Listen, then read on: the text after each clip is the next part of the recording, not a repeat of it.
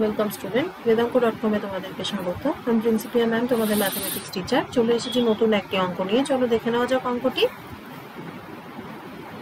একটি গৃহ নির্মাণ সমিতি বার্ষিক 11% হার সরল সুদে ব্যাংক থেকে 3,60,000 টাকা ঋণ করে 8টি ফ্ল্যাট নির্মাণ করে এবং ফ্ল্যাটগুলি নির্মাণ করতে 2 বছর সময় লাগে। নির্মাণ কার্য শেষ হওয়ার সঙ্গে সঙ্গে 8 জন ব্যক্তির প্রত্যেকের কাছ থেকে 56,000 টাকা নিয়ে ফ্ল্যাটগুলি বিক্রি করে ওই টাকায় সুদ সহ ব্যাংকের ঋণ শোধ করে এবং বাকি টাকা সমিতির ফান্ডে জমা দেয়। সমিতির ফান্ডে কত টাকা জমা পড়েছিল? তাহলে প্রথমেই আমায় যেটা করতে হবে, দেখো প্রথমে বলেছে গৃহ নির্মাণ সমিতি 11% হার সরল সুদে ব্যাংক থেকে 3,60,000 টাকার একটি ঋণ নিয়েছিল এবং তাতে 8টি ফ্ল্যাট নির্মাণ করেছিল এবং তার জন্য তার সময় লেগেছিল 2 বছর। তাহলে প্রথমে 3,60,000 টাকার 2 বছর ধরে সুদ তাকে দিতে হবে, মানে গৃহ নির্মাণ সমিতিকে 2 বছরের জন্য সুদ দিতে হবে। তাহলে 2 বছরের জন্য সুদের পরিমাণ কত হয় আমরা বের করে নিই। তাহলে সেক্ষেত্রে আসল কত টাকা? আসল হলো 3,60,000 টাকা। সময় কত? সময় 2 বছর। আর সুদের হার কত? 11%। তাহলে সেক্ষেত্রে দেখো সুদ কত হয়?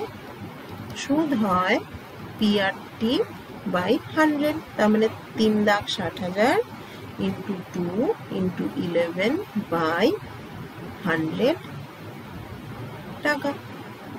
এখানে দুটো শূন্য দেখো ক্যান্সেল হচ্ছে, তাহলে এখানে আমাকে মাল্টিপ্লাই করতে হবে 36 × 11 × 2 সমান হয় 792 সঙ্গে দুটো শূন্য। তাহলে সুদ আসল বাবদ সে শোধ করেছে পুরো টাকাটাই। তাহলে সুদ আসল কত টাকা?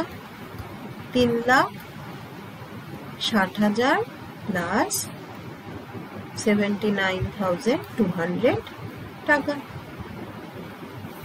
সমান কত টাকা? দেখো 3,60,000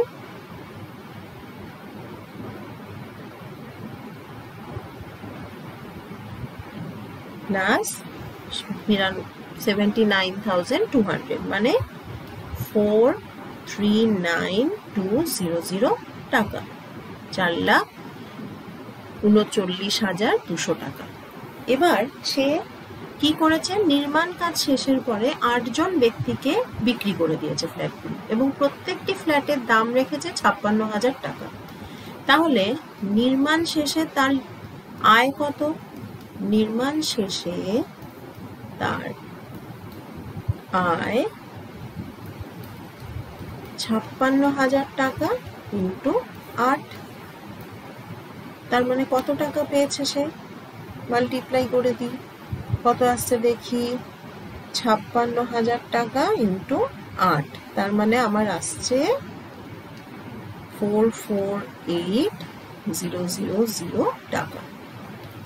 তাহলে এই দুজনের মধ্যে ডিফারেন্সটাই হচ্ছে সে সমিতির ফান্ডে জমা করেছিল, কারণ এই থেকেই সে পুরো ধার শোধ করেছে। তাহলে সমিতির ফান্ডে জমা পড়েছিল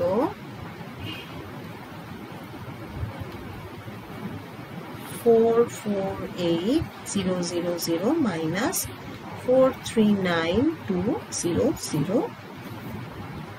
টাকা সমান কত?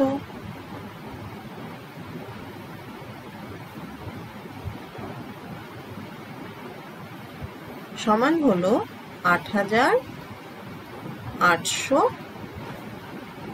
টাকা। তাহলে সমিতির ফান্ডে জমা পড়েছিল 8,800 টাকা।